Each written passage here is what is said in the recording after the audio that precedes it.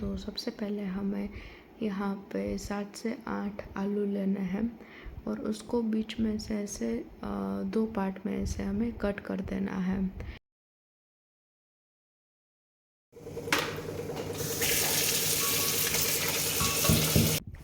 तो हमें आलू को अच्छे से वॉश कर देना है और 2 बार वॉश करना है, क्योंकि अभी जो नए आलू आते हैं ना उसमें धूल मिट्टी बहुत होती है, तो उसको अच्छे से 2 बार वॉश करना है। और जब नए नए आलू होते हैं ना तब है ना मैं उसको जो उसके छिलका होता है ना मैं उसको पहले निकाल देती हूँ, फिर मैं उसको बॉईल करती हूँ। पर आज मैं भूल गई थी तो मैंने पहले बॉईल कर दिया, फिर मैंने उसके छिलके निकाले हैं। तो सबसे पहले हमें आलू को बॉईल करना है, तो कुकर में हमें 1 गिलास पानी डालना है और उसमें हमें जो भी आलू हमने कट किए थे वो सारे आलू हमें डाल देना है कुकर में। और फिर हमें 1 टेबलस्पून हमें नमक डालना है और फिर 4-5 सीटी बजे तब तक हमें गैस ऑन रखना है, फिर उसके बाद बंद कर देना है। जब तक आलू बॉईल हो रहे हैं तब तक मैं ऑनियन को कट कर डालती हूँ। और यहाँ हमें 2 ऑनियन को लेना है, 2 ऑनियन को कट कर देना है। तो हमें ऑनियन की स्लाइसेस करनी है, ऐसे छोटी छोटी जो क्यूब्स होते हैं उसमें हमें कट नहीं करना है।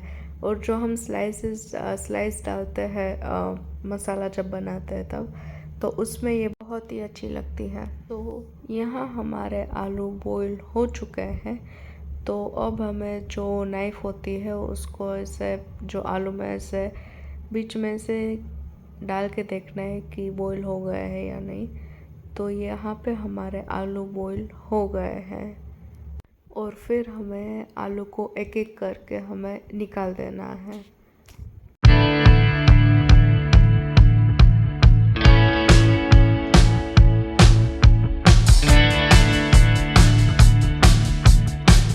तो हमें यहाँ 10 से 12 गार्लिक लेने हैं और 3 मिर्ची को हमें कट करना है और इसकी हमें पेस्ट बनानी है।